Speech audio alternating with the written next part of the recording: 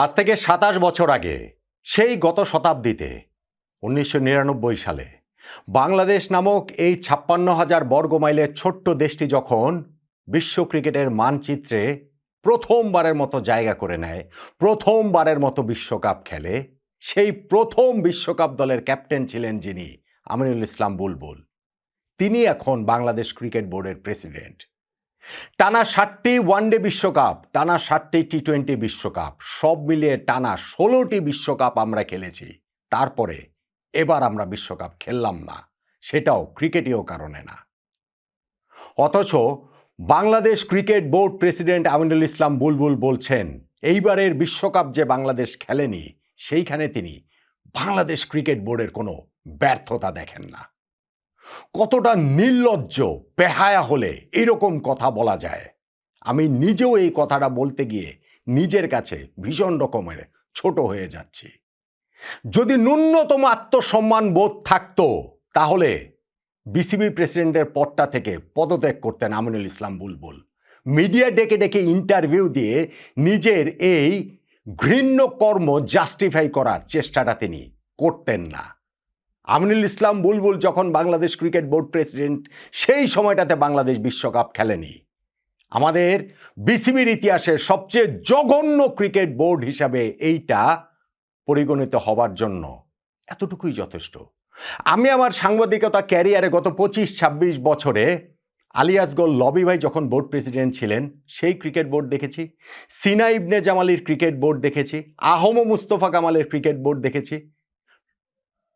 নাজমুল হাসান পাপনের তো দীর্ঘ সময় ধরে ক্রিকেট বোর্ডটা দেখেছি। ফারুক আহমেদের ক্রিকেট বোর্ড দেখেছি।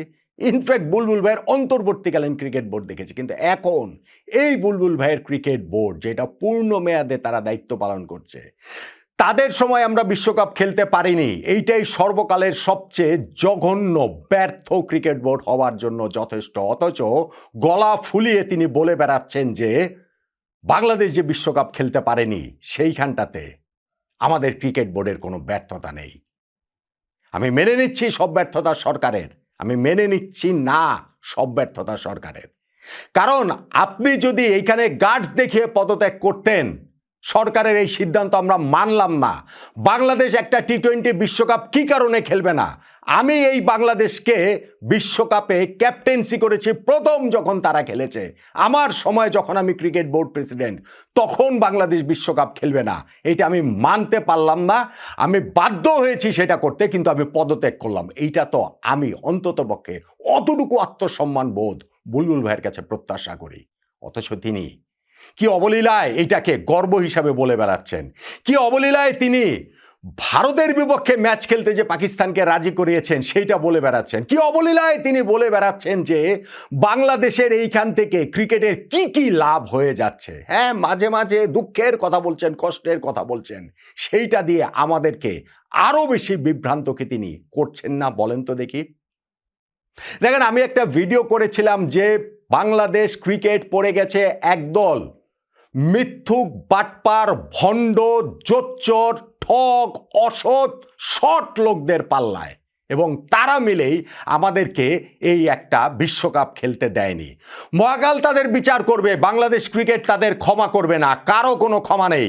এখন যে কাদা ছোড়াছুড়ি শুরু হয়েছে, সেই কাদা ছোড়াছুড়ির শেষে আমরা প্রকৃত সত্যটা বুঝতে পারবো। কিন্তু সব সময় এই দায়টা তাদেরকে নিতে হবে। এই দায় থেকে তাদের কোনো মুক্তি নেই, এই কলঙ্ক থেকে তাদের কোনো মুক্তি নেই। বাংলাদেশ সরকারের যুব ক্রীড়া মন্ত্রণালয়ের উপদেষ্টা ডক্টর আসিফ নজরুল, তিনি যেটা বলেছিলেন যে এই মাত্র ১৯ দিনের ব্যবধানে নিজের অবস্থানটা পুরোপুরি পল্টি মেরে দিয়েছিলেন। সেই ২২শে জানুয়ারি বলেছিলেন বাংলাদেশ যে টি-20 বিশ্বকাপ খেলছে না, সেইটা অ্যাবসলিউটলি সরকারের সিদ্ধান্ত। অথচ ১০ই ফেব্রুয়ারি যখন তিনি দায়িত্বটা ছেড়ে দেবার মাত্র ২ দিন আগে অন্তর্বর্তীকালীন সরকারের উপদেষ্টা হিসাবে, তখন তিনি বলছেন এই দায়িত্বটা, এই সিদ্ধান্তটা বাংলাদেশ ক্রিকেট বোর্ডের এবং বাংলাদেশের ক্রিকেটারদের। হ্যাঁ, তাকে ধন্যবাদ দিতে হবে, ডক্টর আসিফ নজরুলকে ধন্যবাদ দিতে হবে, কেননা তিনি তার এই অবস্থানটা পরিবর্তন করছেন। অ্যাটলিস্ট সেই গার্ডসটা তিনি দেখাতে সক্ষম হয়েছেন। তাতেও অবশ্য তার কিংবা তাদের মতো যারা রয়েছেন তাদের ক্ষমা নেই, কিন্তু তিনি অ্যাটলিস্ট বলতে পেরেছেন যে এই সিদ্ধান্তটা তার সরকারের। আবারও একটা ফেসবুক স্ট্যাটাস দিয়ে 11ই ফেব্রুয়ারি তিনি সেটা কনফার্ম করেছেন। আমি তার সেই স্ট্যাটাসটা আপনাদেরকে একটুখানি পড়ে শোনাই, তাহলে ব্যাপারটা আপনাদের কাছে একটুখানি ক্লিয়ার হবে। যেইখানটাতে তিনি বলছেন যে বাংলাদেশ ক্রিকেট দলের গতকাল একটি অনুষ্ঠান শেষে সাংবাদিকদের সাথে আমার বিভিন্ন প্রসঙ্গে আলাপ হয়। এক পর্যায়ে আমাকে প্রশ্ন করা হয় বিশ্বকাপ খেলার সিদ্ধান্ত নিয়ে কোনো আক্ষেপ আছে কিনা। আমি বলেছি আক্ষেপের প্রশ্নই আসে না। এরপর আমি যা বোঝাতে চেয়েছি তা আমার কথার প্রেক্ষিত এবং অন্তর্গত বার্তাকে উপলব্ধি না করে উপস্থাপিত হবার কারণে কিছুটা বিভ্রান্তির সৃষ্টি হয়েছে। কিছুটা বিভ্রান্তি? আপনার অন্তর্গত বক্তব্যটা কি? আপনি তো বলেছেন যে এই সিদ্ধান্তটা সরকারের না, এই সিদ্ধান্তটা বাংলাদেশ ক্রিকেট বোর্ডের এবং বাংলাদেশের ক্রিকেট খেলোয়াড়দের। তারপরে তিনি এইখানটাতে বলছেন আমি জানুয়ারি মাসের শুরু থেকেই বিভিন্ন বক্তব্য স্পষ্টভাবে জানাই যে নিরাপত্তা ঝুঁকির কথা বিবেচনা করে ভারতে বিশ্বকাপ না খেলাটা সরকারের সিদ্ধান্ত। আমি অবশ্যই আমার এই বক্তব্যে অটল আছি। গতকাল বিশ্বকাপ বর্জনের সিদ্ধান্ত কার নেয় এটি কোনো আলোচ্য বিষয় ছিল না, এনে কোনো প্রশ্ন ছিল না, ব্লা ব্লা ব্লা, এরপর অনেক কিছু। কিন্তু তিনি ওইটা বলেছেন, অ্যাটলিস্ট তিনি স্ট্যান্ড করেছেন যে না ঠিক আছে এটা সরকারের সিদ্ধান্ত, সরকারের সিদ্ধান্তেই আমরা বিশ্বকাপ খেলিনি। কিন্তু আমাদের cricket board president Aminul Islam বুলবুল ভাই এই বিশ্বকাপ না খেলার যেই জাস্টিফিকেশনের জায়গাগুলো দাঁড় করাচ্ছেন সেটা কি কোনোভাবে গ্রহণযোগ্য? আমাকে একটু বলেন তো দেখি। তিনি যেমন ওইটা বলেছেন যে বাংলাদেশ ক্রিকেট বোর্ডের এই ক্ষেত্রে কোনো কিছুই করণীয় ছিল না, এইটা অ্যাবসলিউটলি সরকারের সিদ্ধান্ত। বিডি ক্রিক ডট কি বলে যে বিডি ক্রিক টাইমকে তিনি একটি ইন্টারভিউতে বলেছেন যে খেলা হলো না কিন্তু সেটা ক্রিকেট বোর্ডের কোনো ব্যর্থতা ছিল না সেখানে, because we have to listen to our government. Fair enough, আপনাদের গভর্নমেন্টের কথা শুনতে হবে। এখানে ক্রিকেট বোর্ডের কোনো ব্যর্থতা নাই। আপনি বলছেন যে অন্ততপক্ষে আপনি পদত্যাগ করতেন, আপনি একটা গার্ডস দেখাতেন। ঠিক আছে সরকার এই সিদ্ধান্ত নিয়েছে, এই সিদ্ধান্ত আমরা মানি না। কেননা ডক্টর আসিফ নজরুল তার এই যে স্ট্যাটাসটা দিয়েছেন সেই স্ট্যাটাসটার মধ্যে তিনি নিজের যেমন কারেকশন করে নিয়েছেন, একই সঙ্গে তিনি এটাও বলেছেন যে বাংলাদেশ ক্রিকেট বোর্ড এই সিদ্ধান্তটা মেনে নিয়েছে। তিনি এই জিনিসটা বলছেন যে সাংবাদিক সম্মেলনে অপ্রস্তুত আলাপে বিষয়টি ভালো করে না বুঝিয়ে বলতে পারার ব্যর্থতা এখানে স্বীকার করে নিচ্ছে। আবারও দৃঢ়ভাবে জানিয়ে দিচ্ছি বিশ্বকাপে না খেলার সিদ্ধান্ত সরকার নিয়েছে, কিন্তু সরকারের এই সিদ্ধান্ত বোর্ড ও ক্রিকেটাররা মেনে নিয়েছে। না হলে এই সিদ্ধান্তে অটুট থাকাটা হয়তো এতটা সহজ হতো না। তার অবস্থান থেকে তিনি সরেছেন, কিন্তু একই সঙ্গে বলছেন যে তাদের সিদ্ধান্তটা, সরকারের সিদ্ধান্তটা বাংলাদেশ ক্রিকেট বোর্ড মেনে নিয়েছে, বাংলাদেশের ক্রিকেটাররা মেনে নিয়েছে। বাংলাদেশের ক্রিকেটাররা তো এখন ক্রিকেট থেকে অবসর নিতে পারবেন না।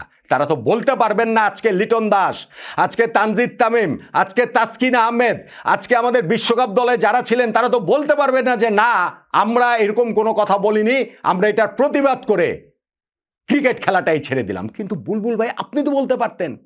আপনার জন্য ক্রিকেট বোর্ড প্রেসিডেন্টের পদটা কত লোভনীয়, কত লোভ আপনাকে পেয়ে বসেছে যে এইটা আপনাকে আঁকড়ে ধরে রাখতে হবে।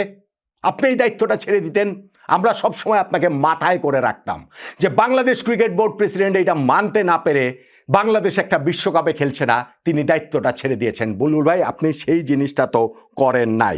শুধু যে করেন নাই সেটা না, তিনি এইখানটাতে জাস্টিফিকেশন দিচ্ছেন। সমকালের ইন্টারভিউতে বুলবুল ভাই বলছেন কূটনীতিতে আমরা সফল, আমাদের সংঘ বিজ্ঞপ্তিটা দেখলে বুঝবেন আইসিসির বিশ্বাস ছিল আমরা বললে পাকিস্তান খেলতে রাজি হবে, তাই আমরা আগে সংবাদ বিজ্ঞপ্তি দেওয়ার পর পাকিস্তান সরকার এক্সে বার্তা দিয়েছে, এরপর আইসিসি সংবাদ বিজ্ঞপ্তি দিয়েছে। আপনি পাকিস্তানকে ভারতের বিপক্ষে ম্যাচ খেলানোর জন্য এত কিছু করেছেন, আপনি মহান। বাংলাদেশকে বিশ্বকাপ খেলানোর জন্য আপনি কি করেছেন? আপনি পারেন নাই, না পেরে দায়িত্বটা ছেড়ে দিতেন। যখন আপনি না পেরেও এইটাকে গ্লোরিফাই করার চেষ্টা করছেন তখন কিন্তু মনে হয় যে আপনি আমাদেরকে বিভ্রান্ত করার চেষ্টা করছেন।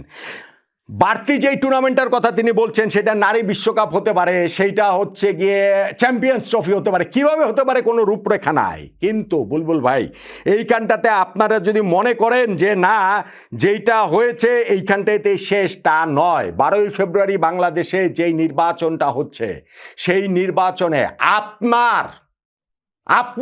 আপনার ক্রিকেট বোর্ড যেই সরকার চান সেই সরকার যদি না আসে থাকতে পারবেন ক্রিকেট বোর্ডে? আপনি ক্রিকেট বোর্ড চালাতে পারবেন? আপনি বড় বড় কথা বলতে পারেন, আপনি এই যে এইখানটাতে যেমন বলছেন সমকালে দেয়া ইন্টারভিউতে, আমার মনে হয় এই বোর্ড প্রতিষ্ঠিত দেশে বিদেশে, আইসিসি সব জায়গায়। রাজনীতি আর ক্রিকেট তো এক না। ক্রিকেট বোর্ড সরকারের স্বায়ত্তশাসিত একটি সংস্থা, আইসিসির নিয়ম অনুযায়ী বোর্ড চলে।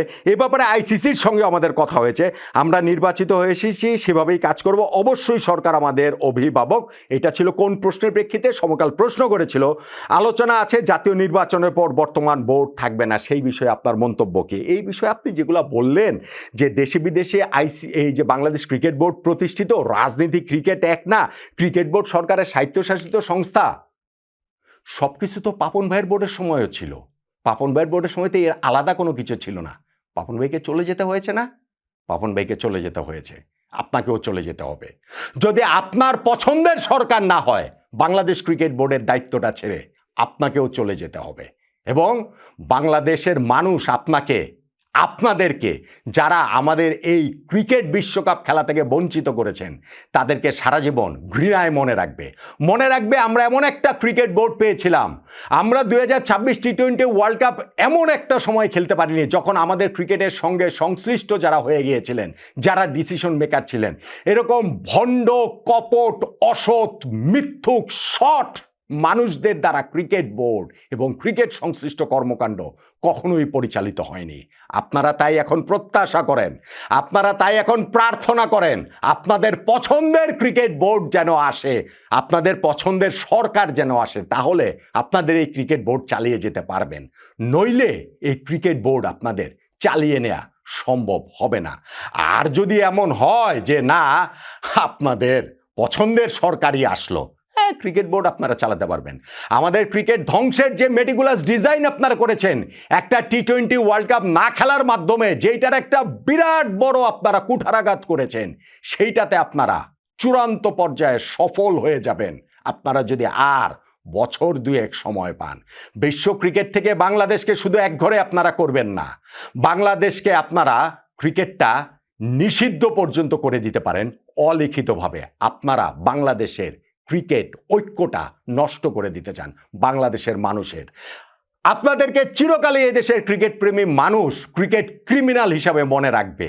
এখন যেইভাবে যত কথাই বলেন না কেন, ভবিষ্যতেও আপনাদেরকে এই দেশের ক্রিকেট প্রেমী মানুষরা ক্রিকেট ক্রিমিনাল হিসাবে মনে রাখবে।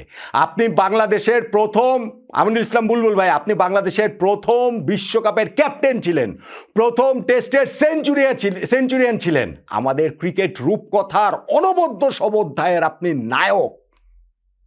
কিন্তু আপনার সময় আমরা বিশ্বকাপ খেলতে পারিনি। এখন যত দোহাই দেন, যত কথাই বলেন, এই যে এলোমেলো কথা এখন বলছেন না ডক্টর আসিফ নজরুল, একবার বলেন সরকারের সিদ্ধান্ত, একবার বলেন ক্রিকেট বোর্ডের ক্রিকেটারদের সিদ্ধান্ত, একবার বলেন না সরকারের সিদ্ধান্ত। আপনারাও এরকম অনেক এলোমেলো কথা বলবেন ভবিষ্যতে যদি আপনাদের পছন্দের সরকার না আসে। কিন্তু যত কিছুই বলেন, যত কিছুই বোঝান, এই দেশের মানুষকে আরও একবার বোকা বানানোটা সহজ হবে না।